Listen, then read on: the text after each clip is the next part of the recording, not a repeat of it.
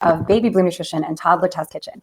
Today, I'm winging it a little bit because in an effort to find that work-life balance, that elusive work-life balance that I am increasingly aware does not actually exist, I overcommitted today. So something came up this morning. I was on a podcast with Jackie Vega, and you'll have the link as soon as that's available. But we were talking about the post-baby body, and I just really want to talk to you about that. So a while ago, a couple of years ago, I did a segment of Naptime Nutrition with Loren North, who's a clothing stylist in Phoenix.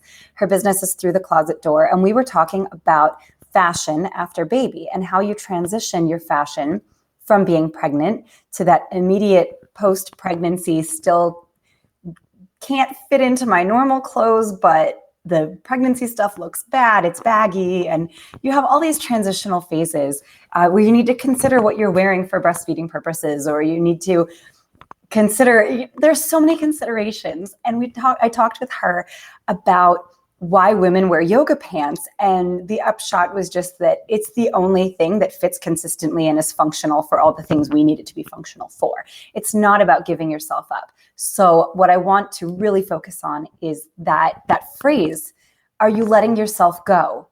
Because you're probably not.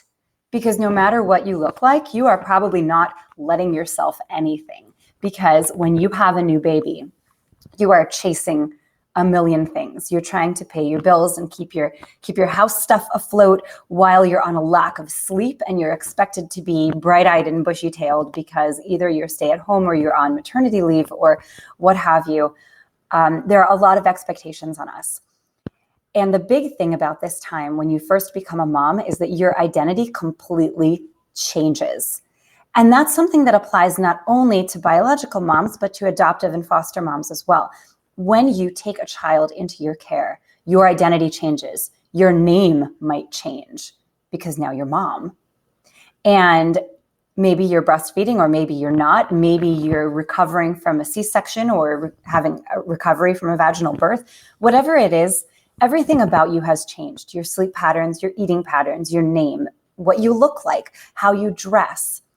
And so we often take all of that energy and we have these moments of self-doubt, because when everything about your life changes all at once, and all of a sudden you have all of these expectations and you're in charge of a life that you weren't in charge of before, all of a sudden everything has shifted and you may grasp for what's familiar. It can be difficult to stay in contact with what was familiar before baby. For instance, your friends. Sometimes it's difficult to maintain relationships that you had before, either because you're both moms and you're extremely busy, or because you just don't have as much in common anymore with your friends who don't have kids, or you can't make it to their events because of nap times or bedtimes or what have you. It can be very difficult. Your relationship with your parents and your family can change as your identity changes, as you become a mom and everyone has all the advice to give you because everyone knows all the stuff. Except they don't. So you are trying to find your ground, to get your feet on the ground and understand and cope with your new identity. And it's got its ups and downs. It's got its pluses and its minuses. And when it's good, it's really, really good. And when it's bad, it's really, really bad. And you don't want to say something because then you're going to be that depressed mom. Believe me, I was that depressed mom. Sometimes I'm still that depressed mom. So a lot of times we take all of this energy and try to focus it on things that we can control. And we look in the mirror and we see something we think we can control. So here's the thing. I've talked about this a lot. Our weight is so dependent on many different variables. I've covered this in many different segments in different ways. Specifically, if you're breastfeeding, there's one you should look up about breastfeeding and weight loss and why it's challenging and the factors that affect your body shape while you're breastfeeding. But regardless of whether you're breastfeeding or not, natural delivery or otherwise, foster or biological or adopted, or you inherited someone else's children, whatever it is, you have a new identity. And you may be looking in the mirror and saying, I need to reclaim my identity. And you look at your waistline and you step on the scale. But here's the thing. all these factors that contribute to your weight. Make it not the thing to focus on. And you can hear from everyone, this is a beautiful time and your body just did something wonderful and blah, blah, blah. Okay, fine. Yeah, that's true. But it doesn't help you when you're feeling down on yourself and trying to understand your new place in the world and come to grips with your own new identity. So a better way is to dress in a way that makes you comfortable, in colors that you appreciate, in ways that are appropriate for mommyhood. You know, maybe you don't want to wear that tight pencil skirt if you're going to be playing Legos with your kids on the ground. Maybe you don't want that nice new silk blouse if you're doing watercolors with a couple 6-year-olds, you know. But here's the thing.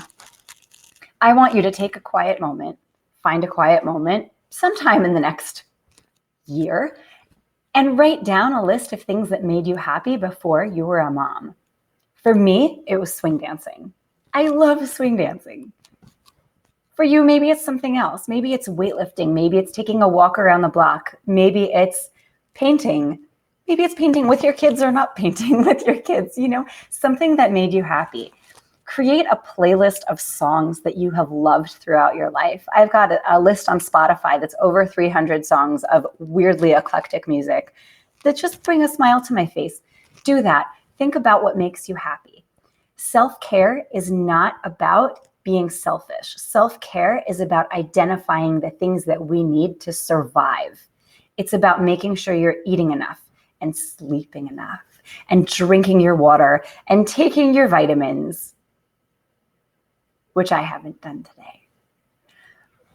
But it's so important to connect with who you were before baby on a deeper level. What made you happy?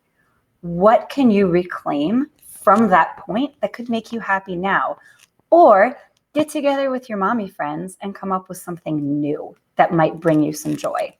That's the best way to reclaim your identity and to find out who you are now on a much deeper level. So get off the scale, get out in front of the mirror, and try to think about what will make you happy on a deeper level and pursue that. And I really want to know, I want you to comment in the comments, what is it that makes you happy? Often when we become parents, we really lose sight of what made us happy. And so maybe when you comment, someone else will say, oh, wow, I used to love doing that. I should do it again. So by just sharing your thoughts, you might help someone else. You might help me.